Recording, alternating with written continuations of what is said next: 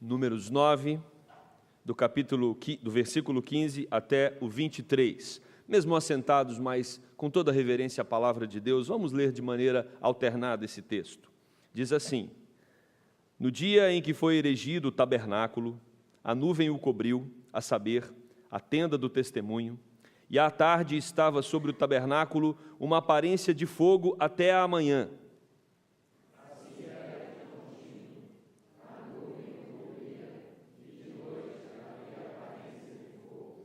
Quando a nuvem se erguia de sobre a tenda, os filhos de Israel se punham em marcha, e no lugar onde a nuvem parava, aí os filhos de Israel se acampavam.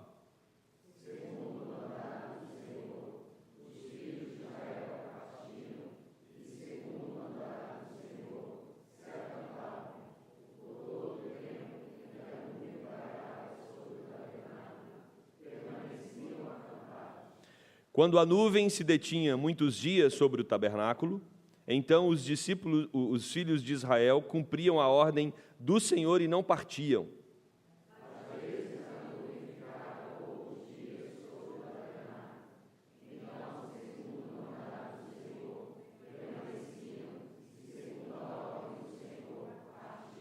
Às vezes, a nuvem ficava desde a tarde até a manhã, quando, pela manhã, a nuvem se erguia, punham-se em marcha, quer de dia, quer de noite, erguendo-se a nuvem, partiam.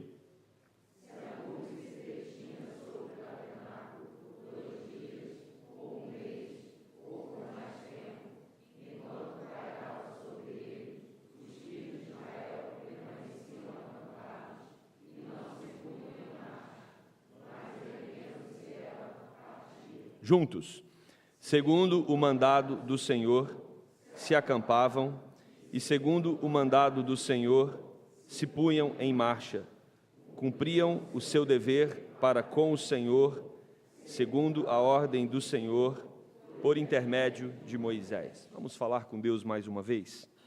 Pai, fala ao nosso coração, ilumina as nossas mentes, Deus, faça com que nesse momento nós absorvamos o máximo possível daquilo que o Senhor tem para nós. Que essa palavra, Deus, seja uma palavra que edifique os nossos corações. Essa é a nossa oração no nome de Jesus. Amém. Meus queridos, nós vivemos uma época marcada por muita incredulidade em todas as esferas da vida. Em todas as esferas da vida. A cada dia nós nos tornamos mais incrédulos ou menos crédulos. Isso afeta nas nossas relações sociais, isso afeta no aspecto político, isso afeta no aspecto econômico, mas também no aspecto religioso. Hoje o mundo vive um momento, um fenômeno chamado de pós-cristianismo. Se você vai para os países da Europa ou até mesmo para a América do Norte, você percebe que as pessoas já não conseguem desenvolver uma espiritualidade, uma credulidade na figura divina. Deus tem se tornado algo do passado.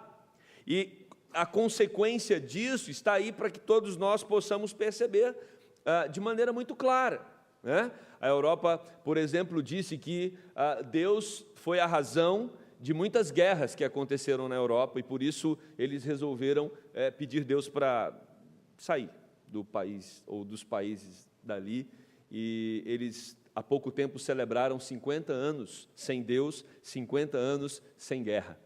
Essa foi uma das informações que o reverendo Carlos Delpino transmitiu para a gente numa conversa sobre esse momento pós-cristão que a Europa vive.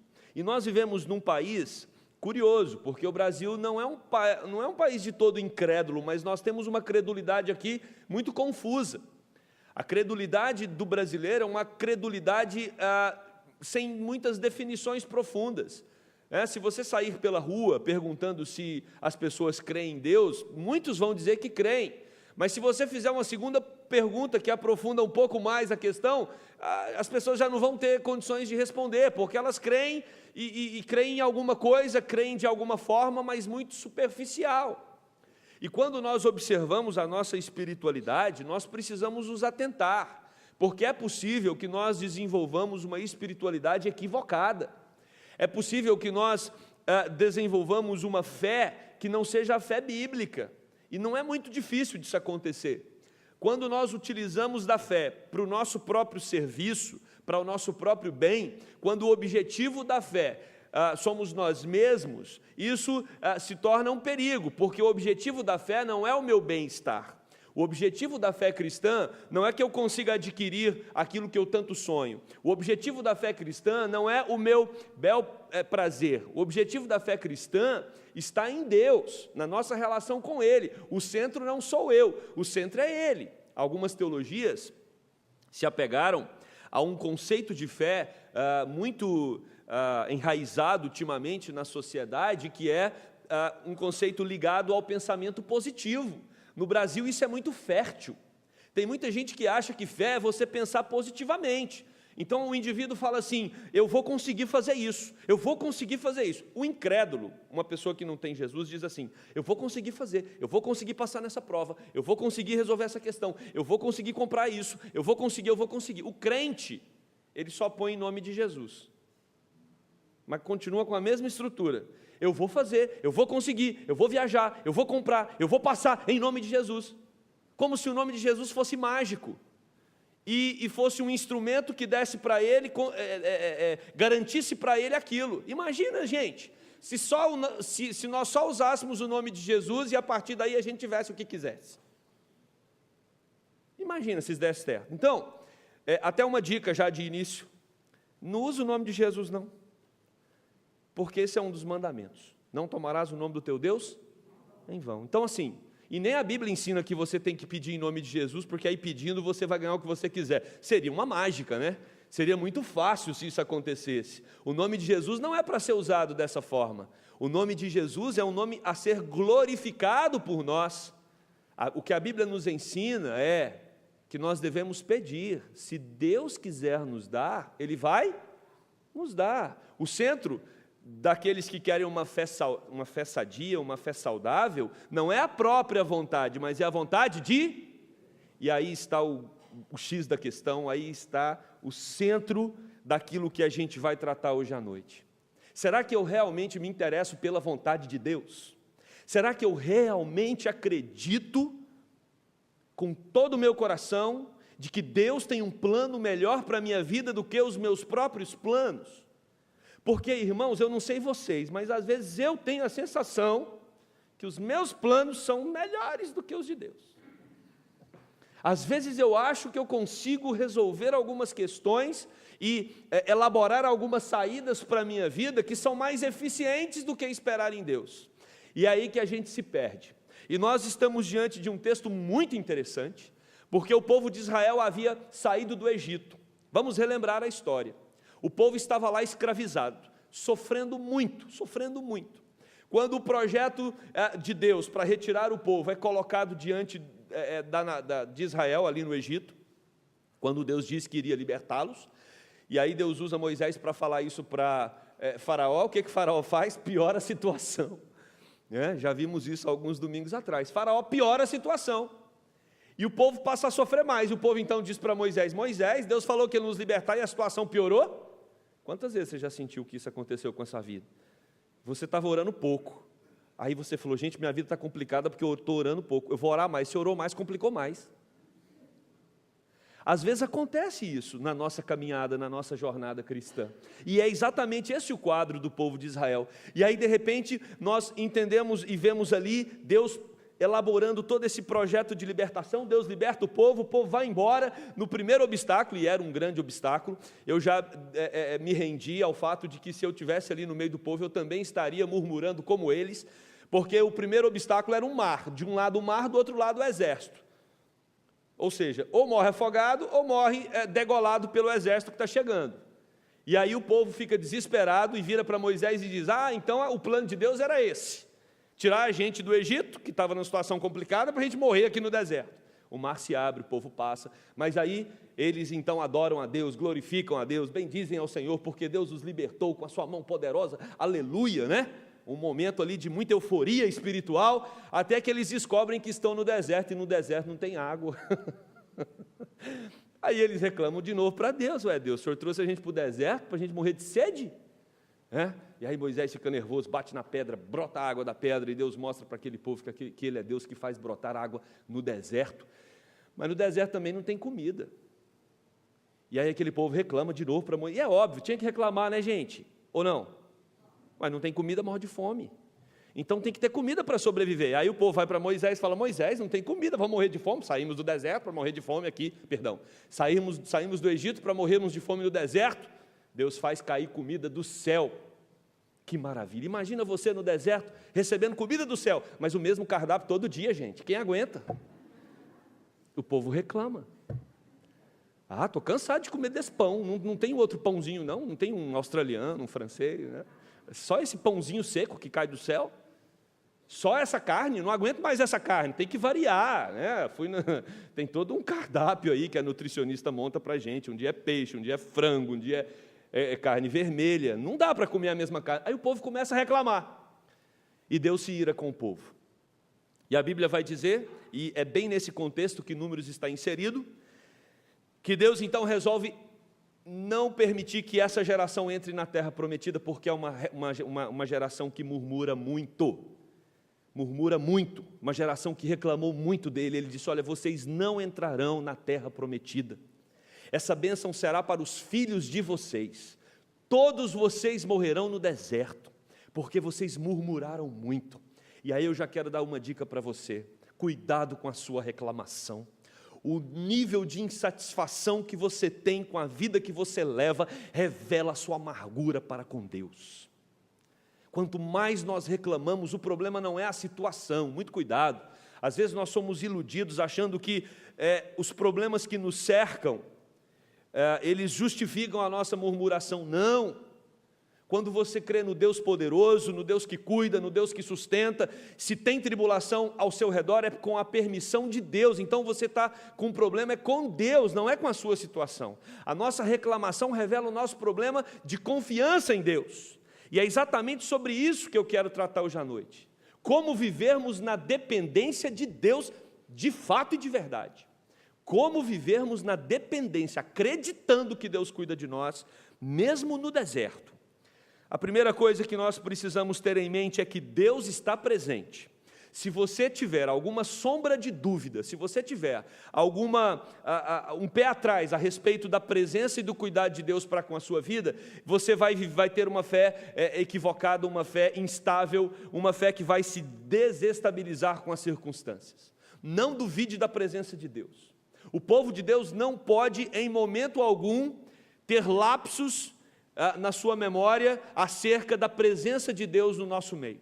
E é por isso que Deus, aqui no versículo 15, Moisés escreve que Deus pede para que aquela nação, o povo de Israel, no meio do deserto, construísse um tabernáculo. E ali o tabernáculo foi erigido, a nuvem o cobriu, a saber, a tenda do testemunho. À tarde estava sobre o tabernáculo uma aparência de fogo até a manhã. Ou seja, o tabernáculo, a ideia de tabernáculo, e é exatamente isso que significa no hebraico, é o lugar de habitação. Quando Deus manda o povo construir esse tabernáculo, essa construção que tinha um aspecto de templo, a ideia ali do povo adorar ao Senhor, o povo levar os sacrifícios ao Senhor, isso simbolizava claramente a presença de Deus no meio do povo. Tanto que quando Deus distribui as tribos, eram 12 tribos, Deus distribui as tribos, 3 para cada lado do tabernáculo, para que todas as tribos ficassem em volta do tabernáculo e todos tivessem ciência que no meio do povo estava Deus presente. Nós não podemos ter dúvida da presença de Deus na nossa vida, porque quando nós duvidamos de que Deus está presente, e às vezes temos essa sensação, de que Ele ou não está presente, ou de que Ele não está atento às nossas questões, nós precisamos olhar para esse texto aqui, porque é um texto que mostra que, diferente dos pagãos, porque o pagão, ou aquela pessoa que vive longe de Deus e não tem relacionamento com Ele, ele não quer saber dessa ideia de presença divina ao redor dele, ele não quer saber, mas nós não. Essa é uma diferença nossa para o mundo. Deus está entre o seu povo, Ele é o centro dos projetos dos seus filhos. Todos os nossos projetos precisam passar pela avaliação divina. Ele é o dono da nossa existência. E quando o povo constrói o tabernáculo ali no meio, a ideia também era mostrar que esse tabernáculo simbolizava o centro da vida religiosa, moral e social daquele povo. Ou seja, a presença de Deus norteava o povo em todos os aspectos da vida. Deus não está interessado em cuidar de algum departamento da nossa caminhada. Deus está interessado, e a proposta dele para nós foi essa, em Cristo Jesus, de cuidar de todas as áreas. Deus cuida de tudo. Deus cuida da nossa saúde física, ela está nas mãos de Deus. Deus cuida da nossa saúde emocional, espiritual. Deus cuida das nossas emoções, Deus cuida da nossa família, Deus cuida dos nossos bens, Deus cuida do nosso sustento, ou cuida ou não cuida, ou você crê ou não crê. O que Deus quer deixar claro aqui para o povo é que Ele está presente. E se você confessa Jesus como Senhor da sua vida, não pode pairar nenhuma sombra de dúvida quanto à presença de Deus. Às vezes você não pode entender as ações dele, mas duvidar de que Ele está presente, isso não pode acontecer de maneira nenhuma. Ali no tabernáculo aconteciam os sacrifícios e as celebrações. As pessoas iam para clamar a Deus pelo perdão de seus pecados, e as pessoas iam para adorar a Deus. É por isso que até hoje, meus irmãos, todo domingo que você entrar nessa igreja, você vai receber, como tem sido feito já há muitos anos, uma liturgia, e nessa liturgia você pode ter certeza que toda a estrutura dela está montada na mesma estrutura que Deus estabeleceu há 1406 anos antes de Cristo, porque esse texto foi escrito 1406 anos antes de Cristo, e era para funcionar assim. O tabernáculo era o lugar onde as pessoas iam para clamar a Deus pelo perdão dos seus pecados e para adorar ao nome do próprio Deus. Então, quando a gente vem para a igreja, tem um momento de confissão, é momento de nós nos derramarmos diante de Deus, pedindo a Ele o perdão, e há também momentos de louvá-lo e bendizê-lo. Essa é a estrutura que funcionou em todo o Antigo Testamento e também na igreja no Novo Testamento. O tabernáculo simbolizava a presença de Deus, e ele também era a preparação para o povo hebreu receber a obra sacerdotal de Cristo Jesus. Hebreus capítulo 8, versos 1 e 2 diz: Ora, o essencial das coisas que temos dito é que possuímos tal sumo sacerdote que se assentou à destra do trono da majestade nos céus, como ministro do santuário e do verdadeiro tabernáculo que o Senhor erigiu e não o homem. Os teólogos vão dizer que Jesus tabernaculou aqui na terra. Se o tabernáculo do Antigo Testamento simbolizava a presença de Deus, o Filho de Deus encarnado é o próprio Deus tabernaculado. É Ele se tornando tabernáculo, é Ele se fazendo presente em carne e osso, para que o povo agora pudesse contemplar não só um símbolo, porque o tabernáculo era um símbolo da presença de Deus, mas pudesse contemplar o próprio Deus. Jesus Cristo, Ele se torna homem e Ele se torna Deus presente, o Emanuel, o Deus que está conosco, e o Deus que, quando nós clamamos por Ele, Ele vem na nossa direção e Ele nos socorre, porque é promessa bíblica que o Deus presente estará atento a todos os nossos clamores. Meus queridos, o livro de Salmos mostra isso de maneira muito clara. Deus nos convida para um relacionamento, e não tem como ter um relacionamento com alguém ausente. Por isso Ele é o Deus presente, e Ele é o Deus presente ali no meio do seu povo. O texto vai nos informar que havia ali uma nuvem que os protegia do sol durante o dia, e uma luz que os guiava durante a noite. Quando o tabernáculo foi concluído, a nuvem entrou nesse tabernáculo e preencheu o tabernáculo da glória de Deus, nos informa Êxodo capítulo 40, a partir do verso 34. E da nuvem saiu fogo para consumir os sacrifícios. Esses elementos todos, eles têm o objetivo de mostrar a presença ativa de Deus no meio do seu povo. Deus não apenas está presente, mas Deus também está agindo no meio do seu povo. E nós precisamos rogar a Deus para que nos dê fé, para que nos dê uma condição espiritual de perceber a presença dEle no nosso meio, porque nós corremos o risco de abrirmos os nossos olhos pela manhã e fecharmos os nossos olhos à noite, a hora que vamos dormir, e não percebermos o cuidado de Deus no dia que passou, e não percebermos os livramentos, as digitais de Deus, nos mínimos detalhes da nossa vida. E é por isso que às vezes nós não conseguimos ter uma vida de verdadeira adoração, porque a verdadeira adoração, ela nasce a partir da capacidade que nós temos espiritual de perceber a intensa presença de Deus em todas as coisas. Quando a nuvem se erguia sobre a tenda, os filhos de Israel se punham em marcha, e no lugar onde a nuvem parava, aí os filhos de Israel se acampavam. Deus está presente para proteger, e esse era o objetivo da nuvem, e Ele também estava presente para guiar aquele povo. E Ele diz que a hora que Ele falar que é para parar, tem que parar. A hora que Ele falar que é para seguir, tem que seguir. Isso aqui irrita a gente. E o texto, o ponto central dele é esse: quem manda é Deus. Quem manda é Deus, e Ele manda do jeito que Ele quer. Eu estava lendo esse texto, preparando para o sermão, e até convido você para lê-lo de novo em casa. Esse texto, ele faz questão de mostrar que quem estabelece as regras é Deus. E esse é o segundo ponto: é Ele que estabelece as regras, é Ele que comanda. E uma das maiores dificuldades que nós temos é de entender isso. Deus, Ele não tem que andar de acordo com o seu compasso. Ele acelera, Ele diminui a velocidade, Ele para, Ele acelera, aí depois Ele vai mais rápido, e você fica maluquinho do lado dele, você não sabe o que Ele quer. Às vezes Deus, às vezes não, muitas vezes, Deus se revela como Deus imprevisível. Imprevisível. Está tudo certo na sua vida, está tudo em ordem, está tudo indo para uma direção que aos seus olhos está muito clara, e de repente Ele dá uma guinada, e você disse: não, mas essa guinada está tão estranha que nem pode ser de Deus.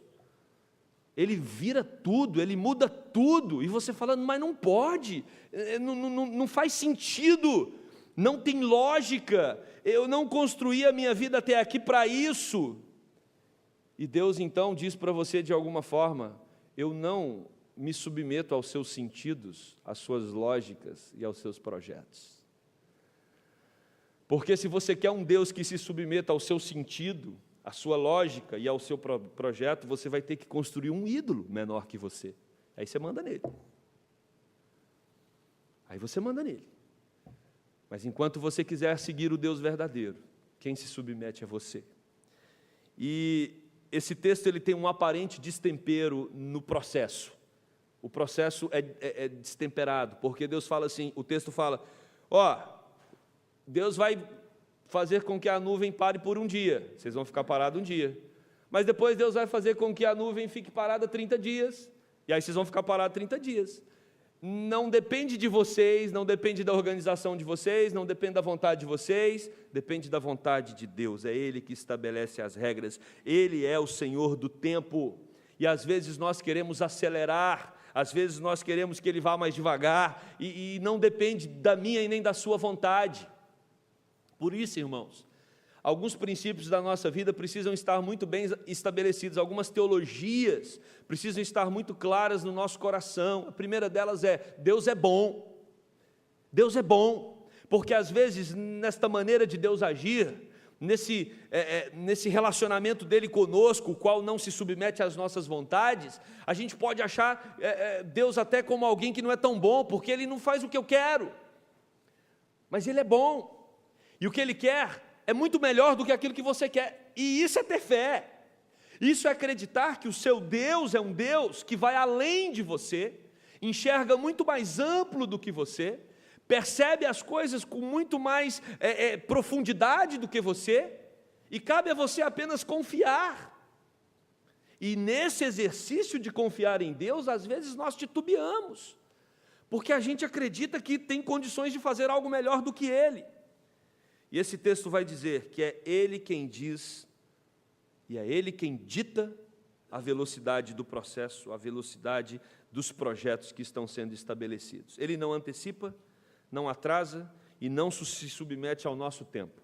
Ele tem a sua própria vontade e cabe a nós nos submetermos, não tristes e nem emburrados, mas alegremente à vontade dele. Aliás, essa é uma oração universal. A gente ora e nem pensa no que está orando.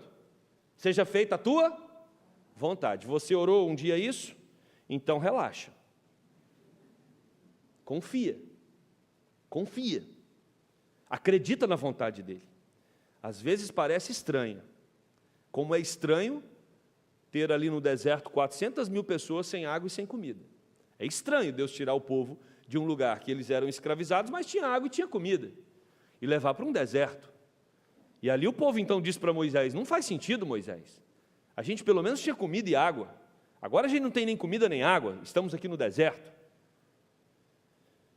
Mas é que Deus quis mostrar para aquele povo que Ele faz ter vida onde não há vida, que Ele faz ter sustento onde não há sustento, e que Ele não depende das circunstâncias para cuidar de você, e nem de mim. Precisamos crer nesse Deus. É por isso que esse texto está aqui na Bíblia, porque o nosso Deus é Deus que nos sustenta em toda e qualquer situação. A nuvem se detinha por muitos dias, versículo 19. A nuvem se detinha por poucos dias, versículo 20. Aí o versículo 21 e 22, a nuvem ficava sobre o tabernáculo 1 dia, 2 dias ou 1 mês. O compasso da caminhada era ditada pelo próprio Deus. Assim como no momento em que Jesus foi informado da morte de Lázaro. Não é curioso aquele texto? Lázaro era um grande amigo de Jesus. E quando os informantes vão dizer para Jesus: ó, seu amigo Lázaro morreu, e Jesus estava distante de onde Lázaro estava. O texto nos informa que Jesus não voltou imediatamente, e se nós estivéssemos lá e fôssemos amigos da família, a gente ia dizer: que amizade essa de Jesus, né? Ele fica sabendo que Lázaro morreu e nem volta. Lázaro, quando Jesus volta, já havia sido sepultado. Que amizade é essa? Jesus se atrasou porque ele tinha projetos, e esse atrasar de Deus era para manifestar a sua glória. Ele esperou dar o tempo necessário para que nenhum judeu duvidasse de que ele é capaz de ressuscitar os mortos. O judeu esperava até 4 dias, né? Eram 3 dias. No 4º dia Jesus vai até Lázaro. Até Lázaro não, até o túmulo, né? Lázaro estava morto. E Jesus então diz: Lázaro, sai daí. Sai daí, Lázaro. Imagina os que estavam ao redor. Nós ali. Me lembro de um professor ensinar isso. Sempre que você ler a Bíblia, tenta ser um dos personagens. Tenta ser um curioso. Imagina que você está ali em volta, Jesus falando: Lázaro, sai do túmulo. E você olha para Jesus e fala: agora ele ficou louco, porque Lázaro não vai sair. E de repente, Lázaro sai do túmulo. O atraso de Jesus tinha um propósito. Mas tem uma cena também no Novo Testamento que eu gosto muito, que dá essa sensação de atraso. Jairo, um homem importante. E às vezes nós, líderes religiosos, ou as pessoas gostam de dar uma certa atenção para pessoas importantes, né? E aí você, às vezes, quando está em contato com uma pessoa importante, você fica ali todo sem jeito, querendo dar atenção para aquela pessoa. E esse homem todo importante chega até Jesus e diz: Jesus, minha filha está morrendo, vamos lá, porque eu sei que o Senhor é capaz de reverter esse quadro, o Senhor é capaz de curar os enfermos. E Jesus então diz: vamos lá, Jairo. Na caminhada, uma mulher está ali no meio da multidão, com uma hemorragia intensa, e o texto vai nos informar que aquela mulher, na cabeça dela, ela diz: se eu só tocar nele eu vou ser curado. E ela toca em Jesus e é curado. E Jesus não precisava parar, gente, porque a criança está morrendo. E aí o texto diz que Jesus parou e olhou para a multidão e disse: o quê? Alguém me tocou. Presta atenção na reação dos discípulos. Jesus, o senhor está de brincadeira. Tenta imaginar você como Lázaro. Não, Jesus, não faz isso não. Não para não. E aí ninguém fala nada, aquela mulher não queria se manifestar. E Jesus meio que diz assim, né? Claro, isso é uma paráfrase, né? Jesus diz: eu não saio daqui enquanto não falar quem foi. Até que aquela mulher, com muita vergonha, diz que foi ela, e Jesus ali vai conversar com a mulher. Tua fé te salvou e tal. E aí Jesus continua a caminhada. Mas os empregados de Lázaro vêm boa essa. Depois de um acampar dentro. Depois de um acampar dentro com os jovens, meus irmãos, Jairo vira Lázaro fácil. Os empregados de Jairo vêm até ele e diz: não incomoda mais o mestre, sua filha já morreu. Se Jesus não tivesse parado para ficar perguntando quem havia tocado nele, a menina não tinha morrido. E eu imagino que Jairo naquela hora falou assim: puxa, mas para que Jesus foi parar? A mulher já tinha sido curada. E Jesus toca a caminhada. E quando ele chega lá, a menina realmente já está morta. Jesus toma a menina pelos braços e ressuscita aquela criança. Porque Jesus não queria curá-la, Jesus queria ressuscitá-la. Para mostrar que Ele é Deus sobre a vida. Ele é Deus que dá vida aos que estão mortos. Então, às vezes, você tem a sensação que Jesus parou na caminhada. E você fica angustiada, querendo acelerar o processo. Tenta construir na sua mente Jesus sentando do seu lado e dizendo: calma, eu estou com você no processo. Eu sou o Deus que controla o tempo. Salomão já disse: há tempo para tudo. Jesus com Maria. Maria queria acelerar o processo de Jesus revelar-se como Messias. Jesus, faz alguma coisa na festa, o vinho acabou. Jesus disse o que para ela? Aquieta-te, mulher, a minha hora ainda não chegou. Jesus tem o seu tempo. Cabia a Israel apenas cumprir a ordem do Senhor de partir ou de ficar. A sincronia com o tempo de Deus exige intimidade com Ele. Às vezes nós não temos sincronia com esse time divino, porque nós não estamos em sincronia com a vontade dEle. E aí sim a gente parece como crianças desesperadas. Existem instrumentos que Deus deixou para estreitar essa nossa relação com Ele, para estreitar a relação do povo ali com Ele. Versículo 23 mostra que tudo acontecia segundo a ordem do Senhor por intermédio de Moisés. E aqui a gente parte para o fim. Deus tem instrumentos que Ele deixou para serem usados, para comunicar a vontade dEle para a nossa vida. Ali naquele contexto o instrumento era Moisés. Mas hoje nós temos a palavra do próprio Deus. Hoje nós temos a oração. Hoje nós temos meios que Deus estabeleceu para aumentarmos a nossa intimidade. Participarmos dos cultos públicos. Termos uma vida nos pequenos grupos, ou seja, são muitos meios que Deus deixou para que nós desenvolvamos a nossa intimidade com Ele, para que a partir dessa intimidade, a gente aprenda a confiar nele, e a entender que mesmo que para nós pareça que Ele está atrasando o processo, na verdade, é porque Ele tem projetos maiores para revelar a nós e para a nossa vida.